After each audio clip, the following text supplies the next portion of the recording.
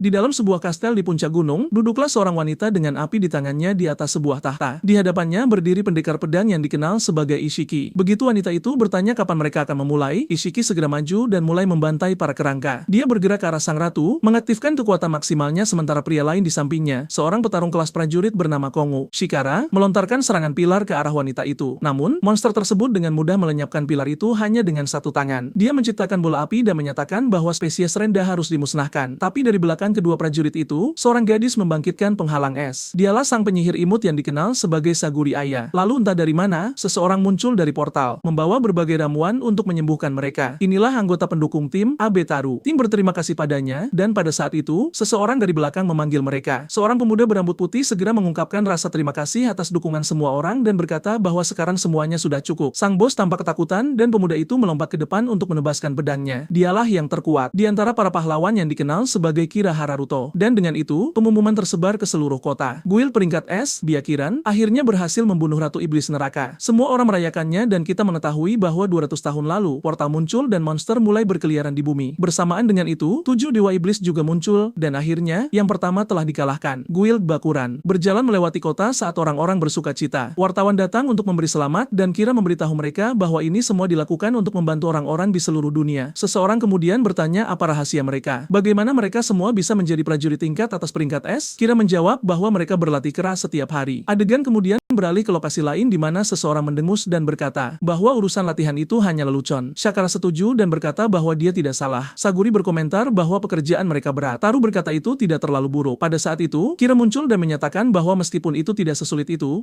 sama sekali tidak menyenangkan. Dan kemudian kita melihat dua bersaudara yang dirantai. Pemuda itu bernama Kiryu Makoto Shin dan gadis itu, Kiryu Manori Shin. Makoto memanggil Kira monster. Yang ditanggapi Kira, tidak persis seperti itu. Ayolah, berkat Makoto, Kira telah tumbuh begitu kuat dan untuk itu dia merasa sangat bersyukur. Di saat berikutnya, dia menebas kepala pemuda itu. Tunggu, apa? Anak itu mati. Miku menjelaskan bahwa di dunia ini, menebas tumbuhan, hewan, atau bahkan orang lain tidak memberikan poin pengalaman. Untuk naik level, seseorang harus membunuh makhluk hidup. Namun, ada pengecualian kecil, yaitu makhluk mayat hidup. Kepalanya kemudian menyatu kembali, tepat saat Kira naik level lagi. Dia menyatakan bahwa selalu menyenangkan datang ke sini setiap hari, membunuhnya tanpa henti dan terus-menerus demi mendapatkan pengalaman. Tidak ada yang lebih mudah di dunia ini, katanya. Dengan mata tak bernyawa, kakak beradik itu menatap mereka, dan kemudian, Shikara mulai memukuli mereka. Di saat yang sama, Saguri merapal sihir api pada sang gadis, membakarnya habis. Sial, dia terbakar hingga tidak menyisakan apapun selain kerangka kecil. Taru datang membawa ramuan dan memaksanya meminumnya. Dan tentu saja, Ishiki ada di sana juga ikut menebas. Notifikasi naik level yang tak terhitung jumlahnya terus bermunculan. Setelah sekian lama, mereka sudah kelelahan, dan Kira berkata bahwa itu adalah sesi latihan yang hebat. Shakara ingin melanjutkan, tapi yang lain merasa lelah dan ingin pergi minum. Pada saat itu, Seiya menyadari bahwa Taru sedang melihat sesuatu di laptopnya dan bertanya ada apa. Taru berkata dia kesulitan memahami informasi tentang racun-racunnya. Temannya menyuruhnya untuk melepaskan itu dan pergi bersenang-senang dengan gadis-gadis di kota. Namun, entah dari mana, Taru mencengkeram Manori dan berkata bahwa dia sudah cukup. Masalahnya adalah dia sudah mencoba segalanya padanya, jadi itu tidak menyenangkan lagi. Kira, tanpa berpikir keras, mengamatinya dan tiba-tiba tanpa punya ide. Dia menghampiri Taru dan berkata masih ada sesuatu yang belum mereka lakukan. Taru bertanya apa itu, dan Kira menjawab, kehamilan. Teman-teman, kita tidak benar-benar perlu melihat apa yang akan terjadi di sini, kan? Kalian sudah tahu betul. Protagonis kita yang putus asa mencoba membantu, tapi tombak cahaya memakukannya ke tanah. Kira tertawa. Dia memberitahu Makoto bahwa jika dia ingin menyalahkan seseorang, dia harus menyalahkan dirinya sendiri karena lahir dengan tubuh abadi itu. Beberapa saat kemudian, mereka pergi. Sambil berbicara tentang wawancara Dungeon hari ini, teman-teman, lihat saja pemuda kita yang tergeletak di tanah terjebak oleh tombak-tombak itu. Dan sekarang kalian pasti ingin bajingan ini membalas dendam dan membunuh semua sampah itu. Pria malang itu ditinggalkan di sana tanpa bisa melihat apapun sampai Minori mendekat dan menarik pedang dari leher kecilnya. Dan begitu dia mengambil pedang itu, dia menggunakannya pada dirinya sendiri. Dia ingin melupakan semua yang telah terjadi dan menghapus ingatan apapun dari tubuhnya. Beberapa saat kemudian, dia telah dibangkitkan. Makoto tidak bisa berbuat apa-apa karena Roh Kudus mencegah regenerasinya. Masalahnya adalah dengan atau tanpa regenerasi, rasa sakitnya tetap ada. Di sisi lain, saat tubuhnya mati, dia akan hidup kembali. Dia tidak bisa pingsan, dia tidak bisa mati, dan rasa sakitnya tidak pernah berhenti. Itulah sebabnya mereka selalu meninggalkan tombak suci itu padanya. Minori meminta maaf sambil memotongnya, mencoba melepaskan semua tombak itu. Makoto kemudian memintanya untuk membidik jantungnya agar dia kembali dengan semua anggota tubuh yang pulih. Tapi kali ini, sesuatu yang berbeda terjadi. Saat Minori menusuk jantungnya, dia naik level. Ekspresi mereka berubah. Mereka tidak tahu mengapa hal ini bisa terjadi. Pada saat itu, sebelum Makoto bisa mengatakan apapun, Minori sudah menyadarinya dan bertanya apakah Makoto memikirkan hal yang sama dengannya. Segera, Makoto mengerti bahwa Minori ingin mereka berdua menggunakan ini untuk naik level. Makoto ragu sejenak, tapi Minori memberitahunya bahwa dia tidak akan membunuhnya. Makoto akan membunuh mereka semua melalui adiknya. Dan bersama-sama mereka akan terus mati sampai hari di mana mereka bisa membalas dendam. Dia terkejut, berpikir sejenak, lalu teringat apa yang telah terjadi pada adiknya. Dia berdiri dan berkata bahwa mereka harus mulai sekarang juga. Dan begitulah mereka mulai naik level, membunuh satu sama lain lagi dan lagi dan lagi dan lagi. Mereka berjanji untuk terus mencabut nyawa satu sama lain sampai hari pembalasan mereka tuntas. Sekarang akhirnya kita tahu mengapa dia ingin membalas dendam dan bagaimana dia akan menjadi cukup kuat untuk itu. Yang tersisa hanyalah melihat bagaimana cerita ini berlanjut. Makoto kemudian berkomentar tentang Abetaru, pembawa barang dan anggota pendukung tim. Secara teori, dia adalah orang yang penakut dan pendiam. Namun, siapapun yang pernah bertemu dengannya dari dekat selalu mengatakan hal yang sama. Anak itu sangat aneh. 3 tahun lalu, Taru sedang menatap organ goblin, berbicara tentang bagaimana dia bisa menghubungkan keduanya. Kemudian, Kira membuka pintu dan berkata bahwa seperti biasa, dia sangat rajin. Tapi jika dia tertarik, ada sesuatu yang jauh lebih baik untuk dia bedah. Berjalan menyusuri koridor, Taru bingung. Ini adalah area yang sangat jarang diakses orang. Berdiri di depan sebuah meja, Kira bertanya apakah ada orang di sana yang menginginkan kemuliaan. Semua orang tampak bingung, tapi Kira berkata bahwa ini adalah pilihan yang sekarang tersedia bagi mereka. Tergantung pada keputusan mereka, masa depan bisa dipenuhi dengan kemuliaan, sesuatu yang belum pernah dicapai manusia manapun. Namun, di saat yang sama, mereka akan terjebak dalam kegelapan yang darinya mereka tidak akan pernah bisa melarikan diri. Dengan pilihan di depan mata, dia ingin tahu siapa yang akan lanjut bersamanya. Para bajingan yang gila kekuasaan itu, tentu saja, semuanya menerima. Mendengar itu, Kira mulai membuka jalan rahasia di lantai, memberitahu semua orang bahwa dia akan memandu mereka ke tempat kemuliaan menunggu. Saat mereka menuruni tangga yang tampak tak berujung, tidak ada yang tahu bahwa tempat ini ada di bawah guild. Di bawah sana, ada pintu yang membutuhkan sidik jari untuk membukanya. Semua orang merasa cemas, tidak sabar untuk melihat apa yang ingin ditunjukkan Kira kepada mereka. Saat itulah mereka memasuki ruangan, dan dia memperkenalkan mereka kepada Makoto dan Minori. Awalnya, semua orang terkejut dan berkata ini gila. Namun, Kira menyuruh mereka jangan khawatir. Mereka memiliki bentuk manusia, tapi mereka adalah ghoul. Mereka tidak akan pernah mati. Dia mendekat dengan pedangnya dan menebas, berkata bahwa bajingan ini seharusnya sudah dimusnahkan sejak lama. Mereka adalah ras yang sangat langka. Pada saat itu juga, wajah Makoto menyatu kembali. Semua orang di ruangan itu pernah mendengar tentang suku abadi, tapi mereka tidak mengerti apa hubungannya dengan kemuliaan. Kemudian, Kira mengeluarkan ponselnya. Di layar, mereka bisa melihat analisis waktu nyata dari atribut dan levelnya. Ketika mereka melihat angka 50, semua orang tampak ketakutan, dan dia menyatakan hal yang sudah jelas. Untuk naik level, kau harus mengambil risiko, dan semakin kuat kau, semakin buruk makhluk yang harus dihadapi. Kemudian dia menikam Minori dengan pedangnya dan berkata, tapi dengan cara ini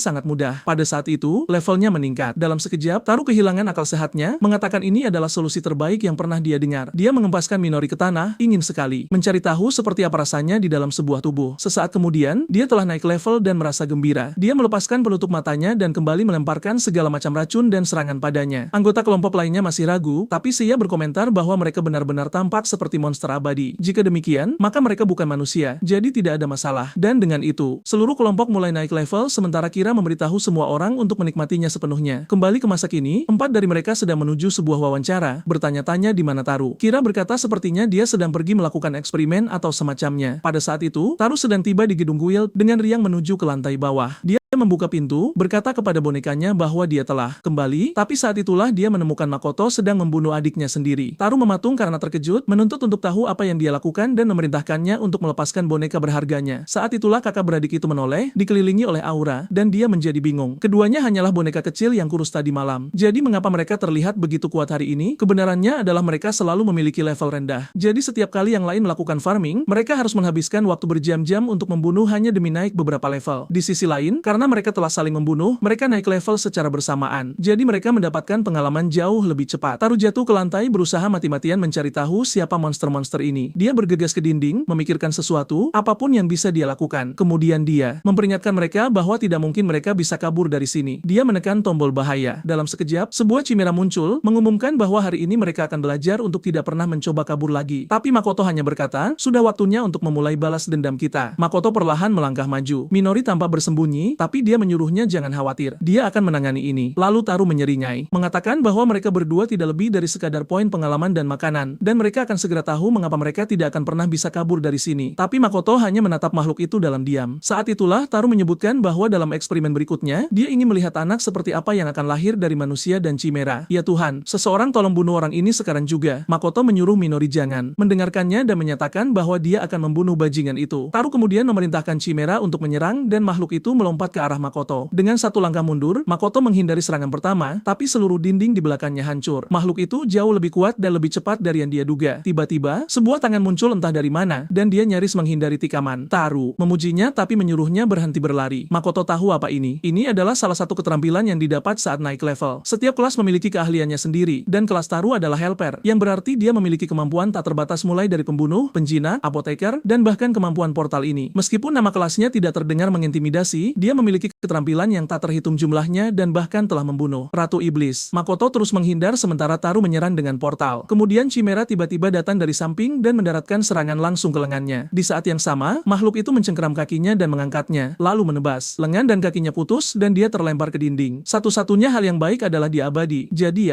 dia akan kembali. Taru tertawa dan menyuruhnya bergegas kembali. Kesal karena hanya itu kegunaannya, membantu mereka naik level. Di latar belakang, Minori masih shock, tapi tentu saja, di tengah semua asap, Makoto muncul kembali, beregenerasi. Si bodoh itu memberitahu Chimera bahwa ia harus lebih serius untuk menyelesaikan pekerjaannya. Dia memberi perintah untuk memakannya, dan kemudian Chimera menggigit Makoto dalam-dalam. Baiklah, kawan, sudah waktunya untuk mulai melancarkan beberapa pukulan. Si bodoh itu merayakan, mengatakan dia merasakan kekuatan sejati sampai tiba-tiba Chimera membeku. Ia mulai muntah dan ambruk ke samping. Taru tidak tahu apa yang baru saja terjadi, tapi Makoto berkata bahwa dia telah menghindarinya secara naluriah. Tapi sekarang dia tidak perlu lagi. Dia beregenerasi. Pada saat itu, si bodoh menerjangnya, bertanya bagaimana dia bisa berani membunuh Chimera seperti itu. Tapi sang protagonis hanya menyuruhnya berhati-hati karena jika terus begini, dia juga akan mati. Saat itulah Taru menyadari tangannya meleleh. Dalam sekejap, dia tersungkur ke tanah. Dia tidak mengerti bagaimana Makoto, yang tidak memiliki profesi, berhasil mengembangkan kemampuan baru. Itu seharusnya hanya mungkin jika seseorang menjalani pelatihan. Kemudian sang protagonis menjelaskan, setiap kali dia diracuni, itu adalah pelatihan yang sempurna. Dan dengan itu, dia memercikkan darah ke wajah Taru, mengatakan dia mengembalikan racunnya. Pada saat itu, dia menendangnya, membuat si bodoh terpental ke belakang menabrak dinding. Sebelum dia sempat bicara, Makoto sudah mendekat, berkata, jika hanya aku, tidak apa-apa, tapi kau mengusik adikku. Lalu sebuah pukulan ke perut mengempaskannya ke tanah. Si bodoh itu bahkan tidak bisa memanggil bantuan. Tapi Makoto mengaktifkan kemampuan regenerasinya. Segera setelah Taru berhasil berdiri dengan bingung, dia bertanya mengapa. Makoto hanya berkata itu sudah jelas. Itu saja tidak cukup untuk meredakan kemarahan yang dia rasakan. Hari ini, Taru akan merasakan rasa sakit yang mereka rasakan saat organ mereka robek. Makoto akan memastikan dia memahami sepenuhnya arti karma. Malam tiba dan anggota Byakuran lainnya kembali ke guild setelah wawancara mereka. Seiya berlari ke depan, merasa tidak enak tentang berapa lama Taru pergi. Tapi begitu dia sampai di lantai atas, dia mematung karena terkejut melihat pemandangan itu. Chimera tergeletak mati di tanah. Dia bergegas ke pintu untuk melihat apa yang terjadi. Dan di dalam, dia menemukan tubuh Taru benar-benar meleleh dan tergantung berkeping-keping. Sekarang kita belajar tentang Kongu Shakara. Baiklah, teman-teman. Ini target selanjutnya. Seniman bela diri peringkat S dan anggota terkuat Bakuran. Bagi teman-temannya, dia dikenal sebagai pria dengan hati yang kuat yang akan mempertaruhkan nyawanya untuk rekan-rekannya. Tapi mereka yang pernah berburu bersamanya tahu kebenarannya. Dia memiliki sifat kejam. Beberapa pria berdiri di dekatnya berkata mereka berharap bisa sekuat Kongu suatu hari nanti. Salah satu dari mereka baru saja akan mengatakan itu terlalu sulit, tapi Kongu meletakkan tangan di bahunya dan setuju. Dia memberitahu mereka bahwa tubuh yang dia miliki hari ini adalah sesuatu yang dia peroleh melalui kerja keras. Dia mendorong mereka untuk terus memacu diri, mengatakan bahwa dia juga akan terus melakukan yang terbaik. Lalu dia berpamitan, mengatakan dia akan pergi kembali berlatih. Semua orang tergerak, menyebutnya luar biasa, mengatakan dia sudah melampaui level 300. Tapi tentu saja, kenyataannya tidak seperti itu. Bisa dibilang dia bekerja keras karena dia menghabiskan waktu paling lama di sel. Dia bahkan menyewa seorang wanita untuk menginjak kepalanya hanya karena dia terlalu malas. Sepanjang hari, hanya farming, farming, farming. Lagi pula, tidak ada metode yang lebih mudah dari ini. Naik level dengan makhluk yang tak berdaya itu sempurna. Satu-satunya masalah adalah semakin sulit untuk naik level, dan dia mulai bosan. Dan setiap kali itu terjadi, dia suka mendengar teriakan. Dengan itu, dia memukul tulang rusuk Makoto, mengatakan dia telah mematahkan sekitar 200 tulang hari ini. Poin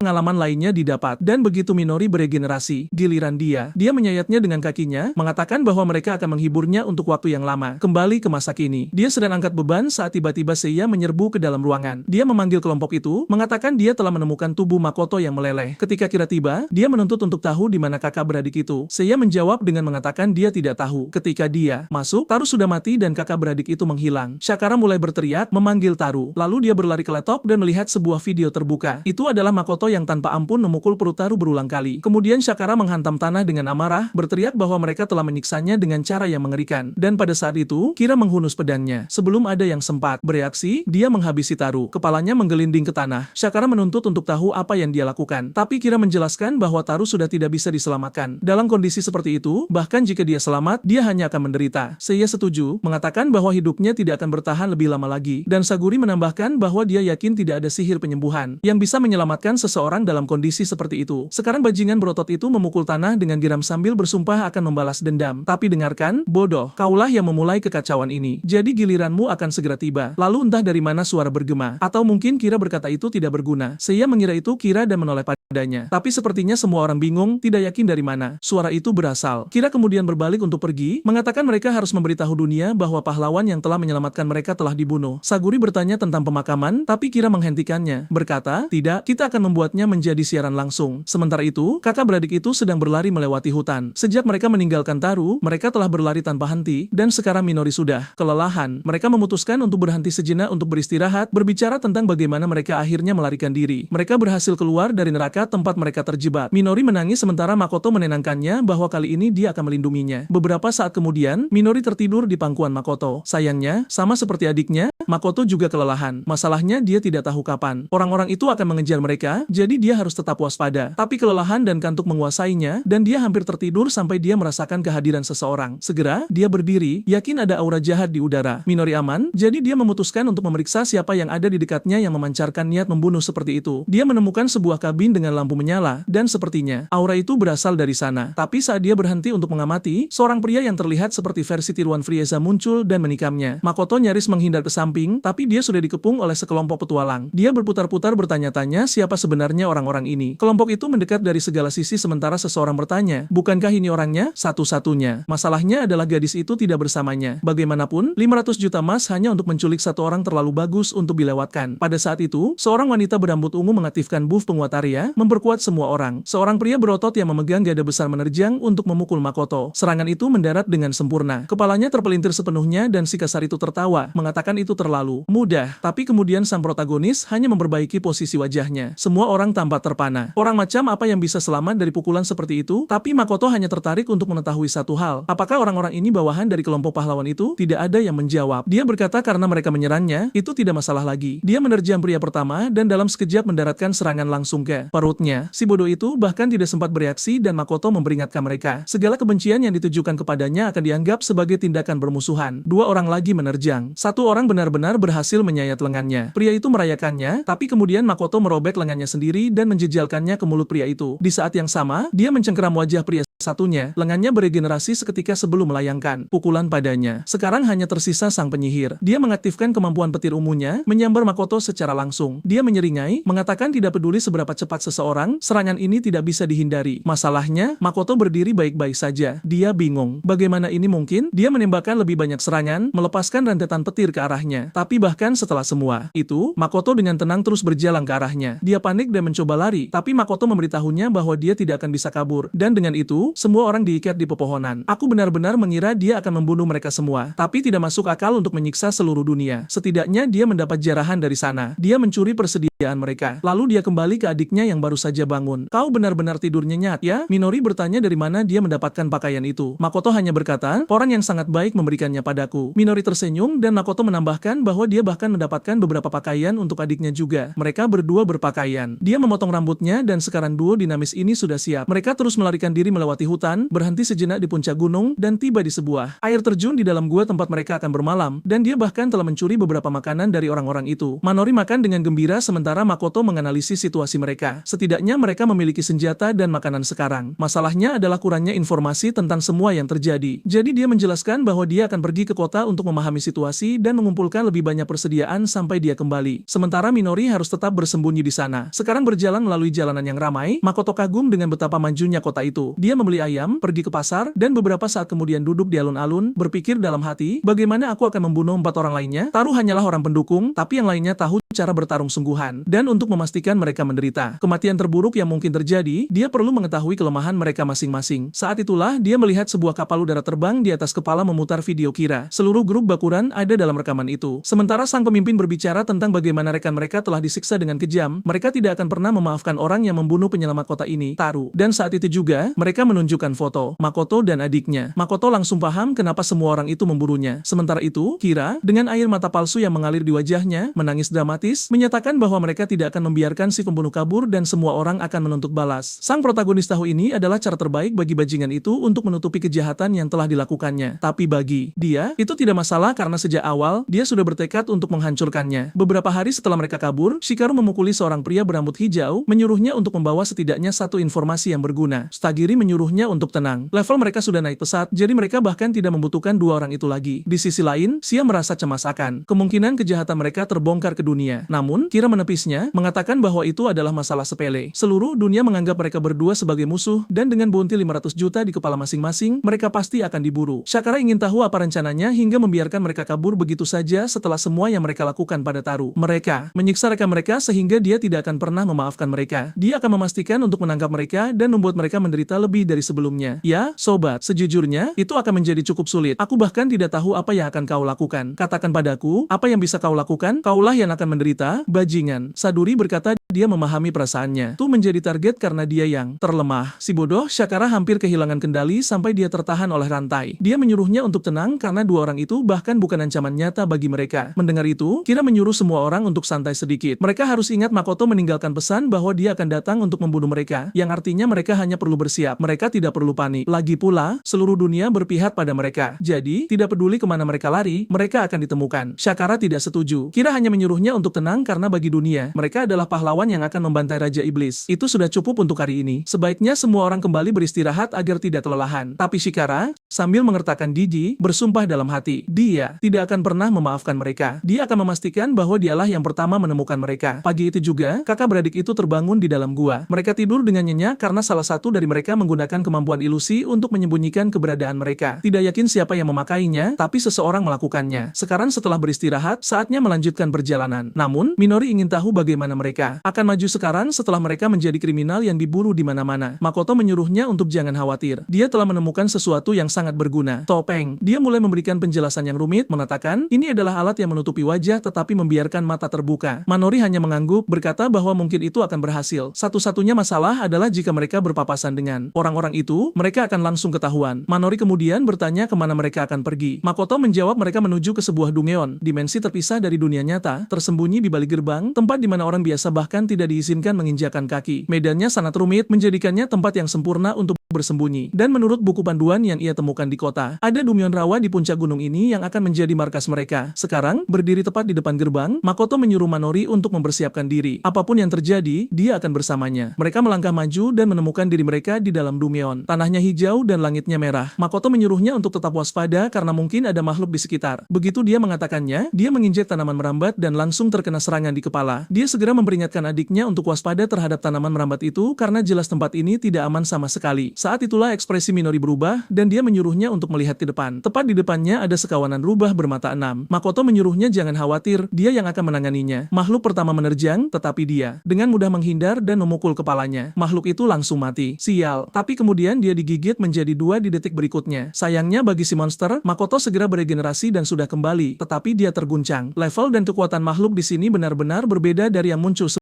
sebelumnya. Manori mulai mengaktifkan mantranya, menyuruhnya agar tidak terluka. Begitu dia merapalkannya, dia merasa dirinya menjadi lebih kuat dan lengannya yang terputus di tanah tampak berada di bawah kendalinya. Dia memberi perintah dan lengan itu bergerak melayang di udara. Lalu dia memaksa mulut monster itu terbuka dan memukulnya tepat di tengah. Tapi tentu saja, pria malang itu kelelahan dan Manori segera memanggilnya. Dia meyakinkannya dengan berkata dia hanya sedikit lelah, tapi dia benar-benar terkesan. Kemampuan penguatnya telah menghasilkan efek yang begitu dahsyat. Dan begitu saja, 1 bulan telah berlalu sejak kakak beradik itu melarikan diri. Di Dumion lain, sekelompok petualang sedang melawan beberapa naga. Shikara mendekat sambil membawa bongkahan batu besar dan melemparkannya ke arah makhluk-makhluk itu. Salah satu dari 2 binatang itu terpental dan saat yang lain mencoba berdiri, Shikara merangsek maju dan merobek sayapnya. Semua orang terpana. Dia membunuh Wife dengan tangan kosong. Beberapa saat kemudian, saat makan, dia mengamuk, ingin tahu di mana kakak beradik sialan itu berada. Anak buahnya meyakinkannya bahwa mereka akan segera ditemukan. Lagi pula, seluruh dunia sedang memburu mereka. Lalu, salah satu dari mereka angkat bicara. Dia memiliki informasi menarik. Rupanya, ada seorang pria bertopeng yang berkeliaran, dan dia sedikit mirip Makoto. Seorang temannya pergi ke dungan racun dan mengaku telah melihat pria misterius ini di sana. Orang aneh ini membunuh ular berbisa bahkan tanpa menggunakan senjata. Yang sangat aneh karena makhluk peringkata ini memiliki racun yang begitu korosif sehingga orang biasanya melawan mereka dari jarak jauh. Itulah mengapa dia merasa ganjil. Dalam benaknya, tidak ada seorang pun selain kelompok pahlawan yang mampu mengalahkan makhluk seperti itu. Tapi si otak-otot itu hanya mengangkat bahu, berkata bahwa dunia ini luas. Mungkin ada pejuang di luar sana yang tidak mereka ketahui. Meski begitu, dia penasaran. Dia ingin bertemu seseorang yang bisa membunuh ular dengan tangan kosong. Dia bertanya kapan ini terjadi dan pria itu menjawab 3 hari yang lalu, yang berarti mungkin mereka masih berada di dungan itu. Salah satu dari mereka mulai menyarankan agar mereka pergi besok, tetapi wajahnya dipukul sebelum sempat selesai bicara. Shikara menyatakan mereka akan pergi ke sana sekarang juga. Memburu pria bertopeng ini terdengar menarik. Sementara itu, benar saja, protagonis kita dan adiknya masih berada di rawa yang sama untuk berburu. Dan pada saat itu, dia melihat sebuah portal aktif. Dari kejauhan, dia bisa merasakan kehadiran Kandu Shikara. Makoto segera memperingatkan Manori bahwa dia akan pergi. Tetapi Manori yang ketakutan bersikeras bahwa dia ingin ikut dengannya. Dia menyuruhnya untuk tenang. Mereka telah menjadi jauh lebih kuat. Sudah waktunya balas dendam mereka melangkah maju. Dia mengerti, tetapi dia bisa melihat kekhawatiran di wajah kakaknya. Tetap saja, Makoto terus bersiap mengatakan bahwa satu hal yang pasti, dia tidak akan mati. Manori setuju, tetapi menyuruhnya untuk bersiap karena orang ini berada di level yang sangat berbeda. Sebelum dia pergi, tentu saja dia memberinya buff. Dan dengan itu, Makoto bergegas melewati hutan, bersembunyi di balik pohon, dan mengaktifkan teknik peningkatan penglihatan. Melalui itu, dia melihat momen tepat saat Kamushikara melangkah masuk. Dia ingin melawan orang ini, tetapi jika dia bisa melarikan diri bersama Manori, itu akan lebih baik. Kemudian dia menirukan babi hutan dan mendapat ide. Dia membuat sayatan kecil di jarinya sendiri, lalu menusuk makhluk itu. Ini mengaktifkan kemampuan hipnosis, memungkinkannya membuat makhluk itu melihat apapun yang dia inginkan. Dia mengulangi ini dengan beberapa makhluk lainnya, dan kemudian memerintahkan mereka semua untuk menyerang pintu masuk. Pada saat itu, salah satu anak buah Shikara menunjuk ke depan, memperingatkan bahwa sesuatu sedang datang. Seluruh kawanan menyerbu ke arah mereka, tetapi Shikara hanya menyeringai, mengatakan ini akan menjadi pemanasan yang bagus. Kelompok itu mulai bertarung sementara dia tertawa, mengatakan ini terlalu mudah. Beberapa saat kemudian, setelah mereka selesai, kelompok itu hendak bergerak lagi, tetapi salah satu dari mereka meminta istirahat. Shikara mengatakan itu tidak perlu sampai tiba-tiba pria itu berkata dia merasa aneh, dan darah mulai mengucur dari matanya. Seluruh kelompok tumbang, merontak kesakitan, sementara Shikara tidak mengerti apa yang sedang terjadi. Lalu dia menyadari ada racun di mana-mana. Masalahnya, dia telah membunuh makhluk-makhluk ini berkali-kali dan ini bukan efek yang biasanya mereka miliki. Di tengah pikirannya, Makoto muncul di belakangnya, siap menyerang, tapi Shikara menghindar. Makoto mencoba menusuk dan Shikara, tanpa mengenalinya, berkomentar, kau si pria topeng itu. Lalu dia menangkap pisau itu dengan tangan kosong, mengunci lengan Makoto. Meski begitu, Makoto menahan pukulan itu dan terpental ke belakang. Mereka saling menatap sesaat. Ben Shikara menyeringai berkata dia bisa tahu dari gerakan dan ketahanan Makoto bahwa meskipun ada rumor, pria ini sebenarnya kuat. Dia sangat menyukai pria ini. Ya, seperti yang kuduga. Dia masih belum mengenali siapa Makoto. Dan sekarang Makoto bingung. Lalu Shikara berkata, aku suka orang kuat dan aku benci orang lemah yang layak mati. Belatung tidak berguna di kakiku ini berakhir seperti ini hanya karena mereka terjebak dalam perangkap. Tapi kau tampak kuat, jadi kau harus bergabung dengan kami. Jika kau mengabdi di bawah nama Bakurin, kau akan mendapatkan kekayaan, kehormatan, dan wanita. Segalanya di dunia ini bisa menjadi milikmu. Sekarang berikan jawabanmu untuk tawaran luar biasa ini. Makoto tidak menanggapi. Komu mendesak, berkata, dia hanya akan mengatakannya sekali lagi. Dia suka orang kuat dan membenci yang lemah. Orang-orang yang mengikutinya itu mungkin memiliki beberapa potensi, tetapi sayangnya tidak, dan itulah mengapa dia membenci mereka. Setidaknya, mereka sempurna untuk digunakan sebagai samsak tinju. Makoto ingat itulah tepatnya bagaimana dia diperlakukan. Maka dia bertanya, mengapa kau begitu menikmati menyiksa orang lemah? Komu menjawab, karena itu menyenangkan. Setiap kali aku memukul orang lemah, reaksinya selalu sama. Mereka memohon ampun, memohon belas kasihan, dan berteriak minta tolong. Wajah mereka berkerut, penuh ketakutan. Tidak ada yang lebih menghibur daripada melihat ekspresi putus asa mereka. mereka. Dalam sekejap, Makoto hendak melayangkan pukulan padanya. Tapi ku menangkap lengannya, berkata, itu, pukulan yang hebat. Sungguh, cara terbaik bagi pria untuk memahami satu sama lain adalah dengan bertarung terlebih dahulu. Dia bersiap untuk membalas, tetapi Makoto menghindar, mencengkeram dadanya, dan melompat mundur tepat seperti yang dia duga. Bajingan ini adalah monster. Kongo menerjang lagi, kali ini dengan pukulan ledakan. Serangan itu mendarat telak, mementalkan Makoto melewati rawa, menghancurkan tanah dalam prosesnya. Itu adalah serangan terkuat yang pernah ia terima dalam hidupnya. Kongo mendekat sambil bertanya, bagaimana mungkin kau selamat dari serangan itu? Itu mengesankan. Seseorang benar-benar menahan 30% kekuatannya. Mendengar bahwa ini bahkan bukan kekuatan penuh Kongo, Makoto ragu sejenak. Kongo ingin tahu, apakah kau tidak akan menggunakan senjata atau sesuatu? Sebaiknya berikan segalanya. Aku ingin pertarungan sungguhan di mana kita berdua habis-habisan sehingga aku bisa menunjukkan kepadamu siapa yang terkuat. Makoto menerjang lagi, kali ini dengan pisaunya. Serangan itu tampak seolah-olah akan mengenai kaki Kongo, tetapi bilahnya hancur. Kongo menyeringai, berkata, perutku seperti baja. Tidak ada yang akan meninggalkan goresan padaku. Lalu dia mengaktifkan aura apinya dan menyatakan, sekarang kau seharusnya sudah memahami perbedaan kekuatan kita. Kau tidak bisa menang. Meski begitu, Makoto menyerang lagi, menyuruhnya untuk diam. Kesal, Kondo menghantamnya di bagian samping, mementalkannya ke dalam rawa. Si kasar itu tertawa, berkata, UPS, maaf telah memukulmu ke dalam racun. Aku baru saja membunuh orang yang kuharapkan tinggi. Sayang sekali. Tapi tepat saat dia hendak berjalan pergi, tiba-tiba sebuah pisau menusuk lengannya. Dia merobeknya keluar, panik memikirkan kemungkinan dirinya diracuni. Lalu dia berbalik dan menuntut untuk tahu bagaimana bisa seseorang yang bermandikan asam masih hidup untuk menyerangnya. Orang ini bahkan tidak tampak seperti manusia, gumamnya. Dan kemudian dia teringat seseorang yang persis seperti itu. Dalam sekejap, seluruh auranya berkobar dan dia menerjang Makoto. Sepertinya, dia mencoba menangkapnya, tetapi Makoto menghindar. Kongo melayangkan pukulan. Itu menghantam tanah, menghancurkan setengah dumeon dalam ledakan besar. Makoto, yang berada tepat di sana, terhempas bersama seluruh area itu, dan masalahnya adalah topengnya telah terlepas. Kongo mulai tertawa, tetapi kemudian ekspresinya menggelap. Jadi, benar-benar kau. Akhirnya, aku menemukanmu, Kirya Makoto. Sekarang, semuanya masuk akal. Itu menjelaskan mengapa kau bisa menahan pukulanku. Bukan karena kau tangguh. Itu karena regenerasimu. Ini sempurna. Sejak kau melakukan itu pada Tero, aku sudah memimpikan balas dendamku. Dan tentu saja, lupakan soal kita bekerja sama. Kau mati di sini. Makoto, dengan tenang, bertanya, apa-apaan soal membunuhku itu? Itu tidak ada apa-apanya dibandingkan dengan apa yang akan kulakukan padamu. Mereka saling menatap dan Kongo menerjang. Sambil bergerak, dia melemparkan rentetan batu ke arah Makoto, dan dampak dari batu itu saja sudah cukup untuk merobek bagian tubuh Makoto. Lalu Kongo melompat dari atas, siap untuk mendaratkan tendangan maut. Dia menyatakan, kau tidak akan meninggalkan tempat ini hidup-hidup. Sebuah ledakan meletus. Tapi begitu Kongo mendarat, Makoto sudah menyerbu lurus ke arahnya. Pukulan telah tepat ke tengah wajahnya. Tapi bajingan itu hanya tersenyum. Cuma itu yang kau punya? Dan dengan itu, dia membalas dengan pukulan brutal, menghantam Makoto ke dinding. Sambil berjalan maju, dia mulai menyadari sesuatu yang aneh. Mengapa bocah ini gemetar? Lalu dia tertawa. Sudah kuduga.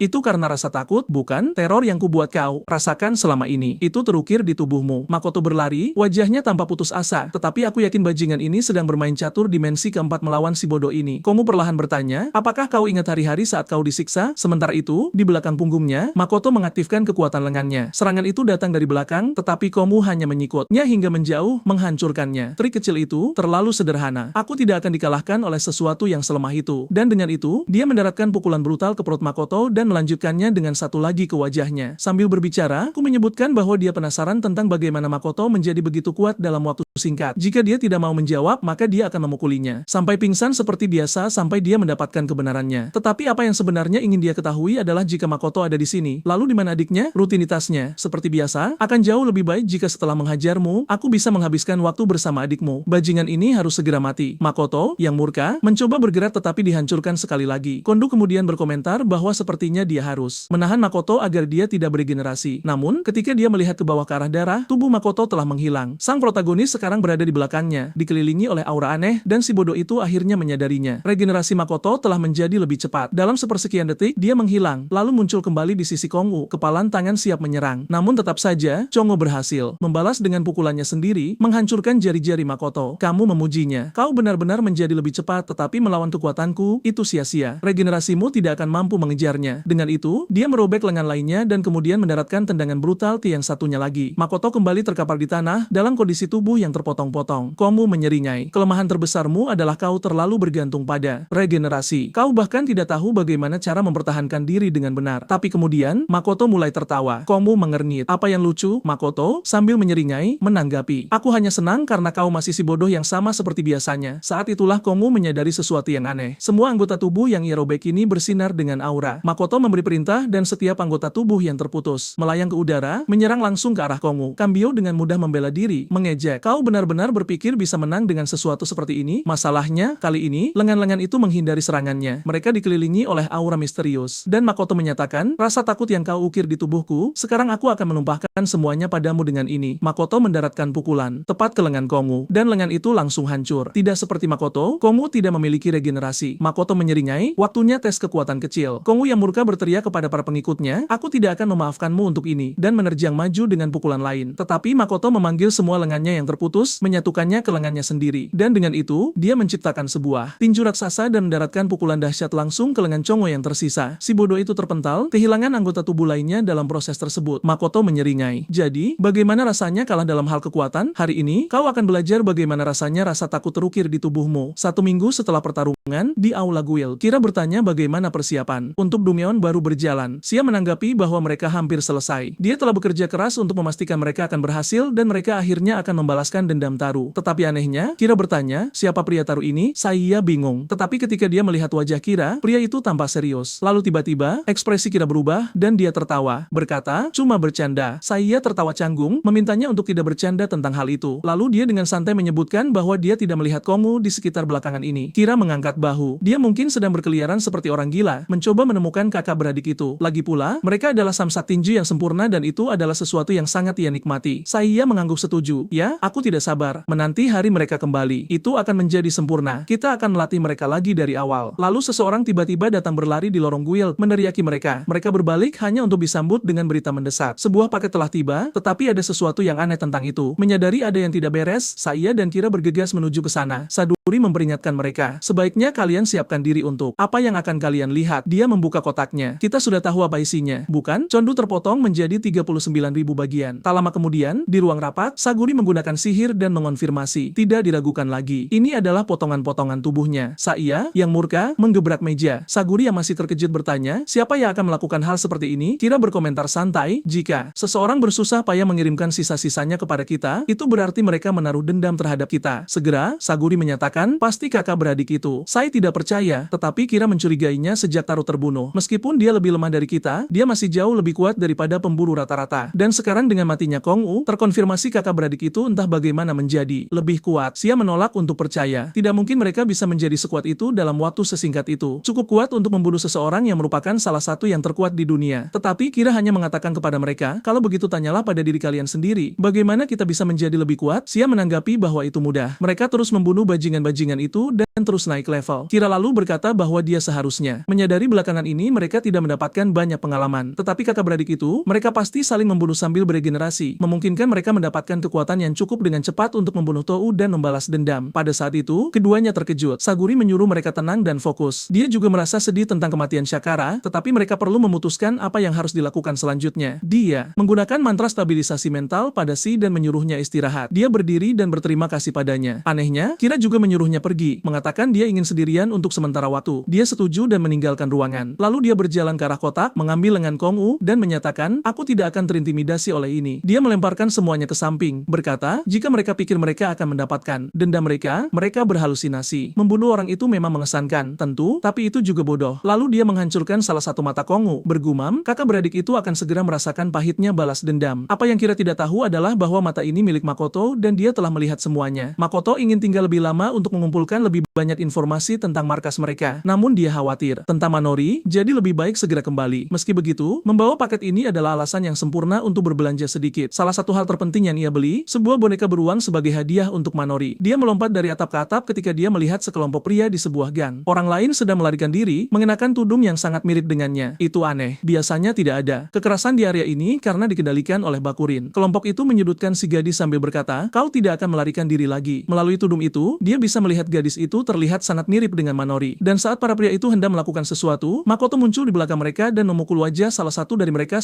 Sebelum mereka menyadari apa yang telah terjadi, dia hendak menyuruh si gadis untuk lari. Tetapi saat dia melepas tudungnya, Makoto membeku karena terkejut. Tentu saja, kita tidak akan tahu seperti apa wajahnya sekarang. Sementara itu, Minori sedang menunggu di hutan. Setelah sekian lama, Makoto akhirnya tiba. Dia segera bertanya, siapa orang di pelukanmu itu? Makoto menyuruhnya untuk tenang terlebih dahulu dan melihat baik-baik. Gadis itu memiliki luka berbentuk X di wajahnya. Tetapi, selain itu, dia terlihat persis seperti Minori. Bab selanjutnya, Ishiki saya. Tidak diragukan lagi dia adalah target berikutnya. Saya adalah komandan yang sombong dari Guild Bakurin dan pendekar pedang peringkat S dengan teknik pedang terhebat di dunia. Tampan, dicintai oleh wanita, dan seseorang yang mudah berteman. Dikatakan bahwa dialah yang menjaga suasana guild tetap menyenangkan. Tapi tentu saja, hanya mereka yang tinggal dekat dengan bajingan itu yang tahu seperti apa dia sebenarnya. Seorang wanita memegang segelas anggur, tetapi saat dia tidak sengaja menjatuhkannya, Saiya memukul wajahnya, sama seperti yang lainnya. Pria ini benar-benar gila. Lalu di depan Minori, dia berkata, pada akhirnya, kaulah yang terbaik dari mereka semua. Tidak seperti yang lainnya, aku bisa melakukan apapun yang kuinginkan padamu dan kau tidak pernah. Hancurlah. Dia menebasnya lalu menambahkan, jeritanmu selalu yang terbaik. Makoto berteriak menyuruhnya berhenti, tapi dia malah dibalas dengan tebasan pedang. Saiya menyuruhnya diam. Menyiksa pria sama sekali tidak asyik. Dia mencengkeram leher Minori sambil menyeringai, ini jauh lebih menyenangkan. Tak lama kemudian, Sai bersenandung sendiri sambil berjalan menyusuri aula guild. Lalu, dari sudut matanya, dia melihat Kira dan terus sedang berbincang. Area itu terlarang. Jadi, apa yang mereka lakukan di sana? Dia mencoba menguping, mendekat secara diam-diam agar tidak ketahuan. Tapi Kira memanggil namanya. Jangan hanya berdiri di sana dan menonton. Sai yang malu melangkah maju dengan ragu, mengatakan dia hanya ingin tahu apa yang mereka lakukan. Kira berkata santai itu bukan hal istimewa, tapi jika kau penasaran kau boleh ikut melihat. Dengan itu, mereka memasuki ruangan tempat mereka memproduksi klon Minori yang tak terhitung jumlahnya. Sai terpana. Kira menjelaskan rencananya adalah menciptakan sebanyak mungkin. Dengan begitu, proses peningkatan level akan lebih efisien. Yang dibutuhkan hanyalah menggabungkan bakat teru dengan uang dan teknologi Bakurin. Dan sekarang itu mungkin. Masalahnya, teknik regenerasinya masih belum sempurna. Klon-klon itu terus hancur dan mereka masih belum mendapatkan poin pengalaman saat membunuh mereka. Teru menjelaskan, aku sudah mencoba segalanya. Jadi, kami berpikir untuk menghentikan proyek ini. Sai bertanya, kenapa membuang semuanya begitu saja? Teru menjawab, karena yang asli tidak pernah mati. Jadi, jauh lebih baik seperti itu. Kira mengangguk. Aku setuju, tapi jika begitulah masalahnya, aku ingin satu klon ini untukku. Teru mengedikkan bahu. Baiklah, tapi asal kau tahu, mereka tidak berguna. Mereka tidak punya kehendak, tidak punya emosi. Mereka tidak memberikan poin pengalaman. Mereka sama sekali tidak punya tujuan. Mereka pada dasarnya hanyalah boneka yang mengikuti perintah. Namun, Saiya mengatakan baginya itu sempurna. Bingung, temannya bertanya mengapa dia menyukai hal seperti itu. Kira menjawab, kau tidak akan pernah mengerti. Yang kunikmati adalah memiliki kendali penuh dan mutlak atas hidup seseorang. Kira menyeringai, aku bisa melihatnya. Kau terobsesi membuat orang bergantung padamu. Dia benar-benar sampah terburuk di tempat itu. Ternyata, sang klon telah menceritakan semuanya kepada kakak beradik itu. Minori yang terkejut terkesiap, tapi Makoto dengan cepat menyuruhnya tenang. Lalu dia bertanya, apakah semua klon ada bersama Shiki? Gadis itu mengangguk. Ya, aku tidak tahu detail pastinya, tapi sepertinya dia punya setidaknya selusin. Makoto kemudian berkomentar, tapi menurut ceritamu, klon seharusnya tidak punya emosi. Namun kau punya. Gadis itu ragu sejenak sebelum menjawab. Aku juga tidak tahu kenapa. Suatu hari, saat aku sedang bekerja, aku melihat berita tentang kalian berdua di TV, dan sesuatu bergejolak di dalam diriku. Campuran antara dendam dan keinginan untuk melarikan diri. Jadi aku kabur. Makoto lalu berkata, mungkin kita bisa menggunakan klon ini untuk membunuh Shiki. Gadis itu bertanya, apa maksudmu? Makoto menjelaskan, aku yakin klon tidak punya emosi, yang berarti saat dia berada di sekitar mereka,